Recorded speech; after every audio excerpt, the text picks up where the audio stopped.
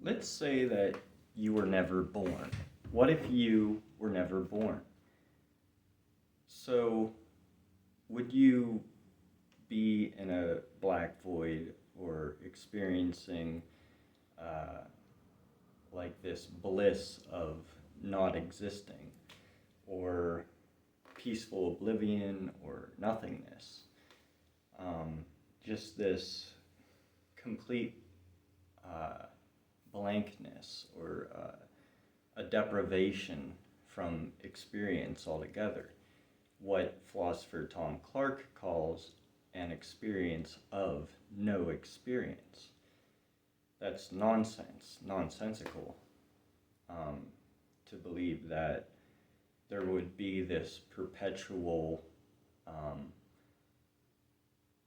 lack of uh, anything if you hadn't been born. Um, because for there to be a perpetual anything, there would have to be an experience, a subjective experience that is responsible for maintaining that experience. There would have to be a mind perceiving that perpetual, ongoing lack of anything. Um, so, what was it that caused this consciousness, the one that's watching this right now? What is responsible for this consciousness? What caused it to begin was the creation or the birth of a brain, right? A life. It was a birth of a life. Objectively, a life. That's all you are, is just another life, a life. Um, so let's pretend that there was nothingness. There was a black void or whatever, peaceful oblivion before birth. So, what was responsible for ending that nothingness? Well, it was the birth of a life.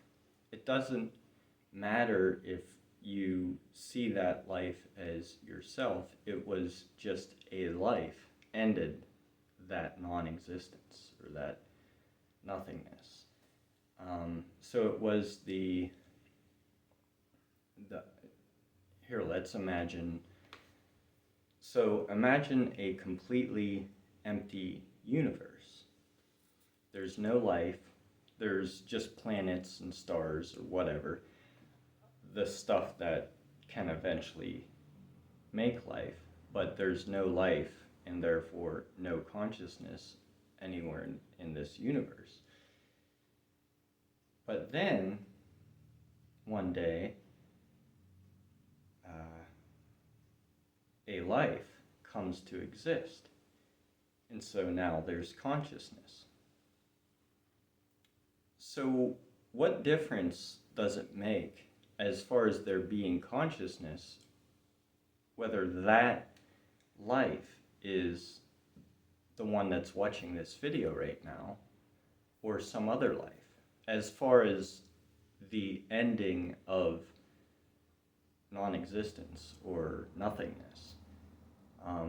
Either way, it is a brain that starts to do consciousness that ends that nothingness.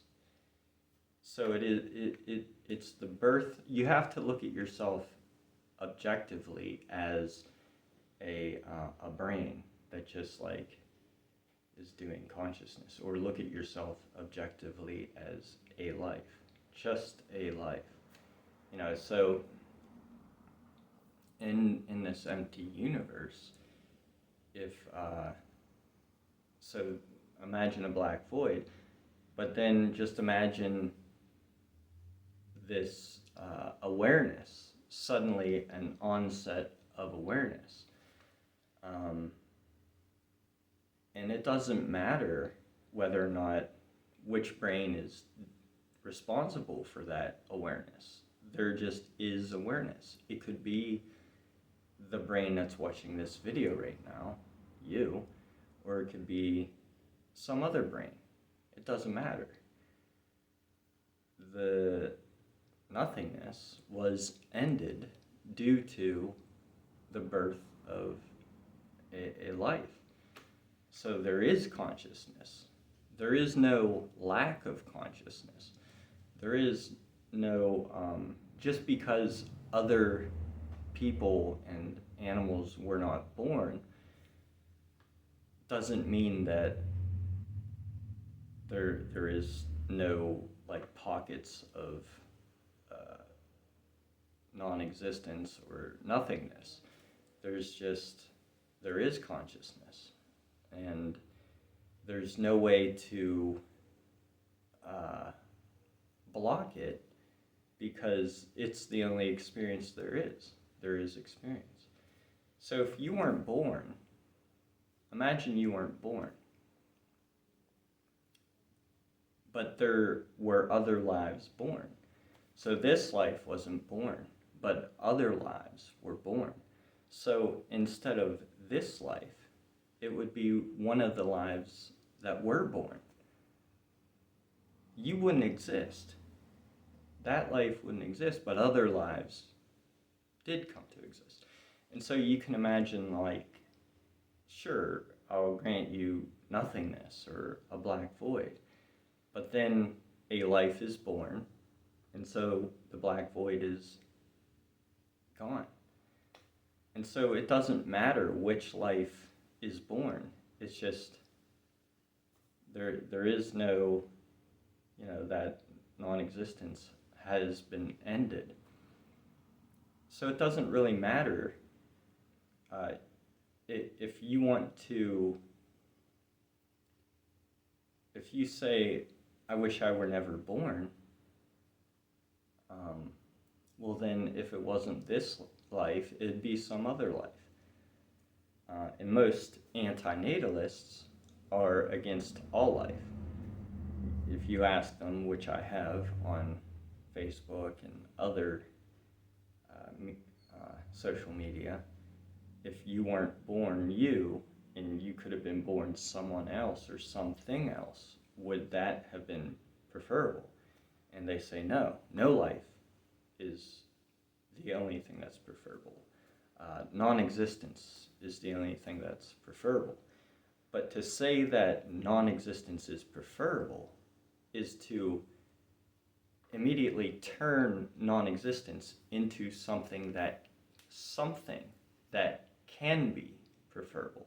So you're automatically turning it into this peaceful oblivion, an experience of no experience, a silent, black, peaceful void, where it somehow blocks, it protects you from the experience that does exist. So, like in the empty universe idea I was talking about, there's a brain and it's doing consciousness, it's responsible for consciousness. But somehow they're imagining that if they weren't born, that they'd be over here safe from this consciousness. But they don't exist. There is consciousness. And so there's no escaping it, because there is no you to escape it. So it's imposed no matter what, because it's the only experience there is. There is no lack of experience. Obviously, there's experience. So if it wasn't this brain that was born that is responsible for this experience, then so the brain that is born is the one that's responsible for the experience. So you, this brain, responsible for the experience, or some other brain is responsible for the experience. Either way, there's experience. There is no lack of experience. There is no, avoiding it, because there is no you to avoid it. And so, something to remember that is useful here is to remember that each and every person refers to themselves as I. You refer to yourself as I. And we refer to everyone else as you. And so we all have that in common. It is, we know that each brain is doing the same thing. It is responsible for a subjective experience. So you can see yourself, just forget that you have a name, just see yourself as, if you can just eliminate everything else and see that there's a brain and it's doing consciousness, rather than the ego and your name and all that. Just see that a brain is doing consciousness, and so there's no escape from experience. But if you don't like your specific life, and your particular circumstances, then that is logical. But to say that, I don't want any life. I want, just like I just saw someone in a comment section on YouTube say that they would rather have the paradise of never having been born. That sounds like paradise to them. How? To have such paradise, you would have to exist to experience that paradise. So, and you have the quote from Mark Twain, at least people believe he's the one that said it, that I wasn't alive for billions of years and I wasn't inconvenienced by it. But like I said, if he wasn't around back then, there was still conscious experience back then. And so it wasn't exactly, for him to say that he wasn't inconvenienced by it is implying that, no problem. It was, almost as if it was good, or, it was not a bad thing. But the truth is that there were conscious experiences of bad things going on back then. So, before his birth, before that particular consciousness started, there may have been a conscious experience of something that was very inconvenient, very not good. So yeah, if you were never born, as far as there being experience itself, it doesn't matter if it's not one brain doing it, then it would have been some other brain that's doing it. If it isn't one life, it's another. And you can't experience your own lack of existence. And so people might say, well, the end of the universe will solve all that. But no, there still won't be peace. There won't be like a sigh of relief. There won't be there would have to be a recognition of that lack of existence in order to, for there to be anything worth mentioning, to look forward to, or anything. But there are many scientists that disagree that the universe will end and end for good. Robert Penrose, Roger Penrose is one of them. He's a prominent scientist, and he doesn't agree. And there's other scientists and great minds that don't agree with the heat death. Well, they would say the heat death will occur, but there will be a big bounce or some other thing will eventually happen.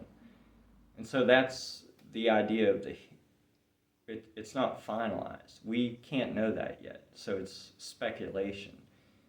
We've deduced this thing. We believe it's going to occur, but we can't know for sure yet. And we probably never will be able to say for sure what's going to happen. And eventually, what might happen, even if our universe does end, because things aren't just going to stop forever. There's still going to be the empty space left behind after the heat death of this universe.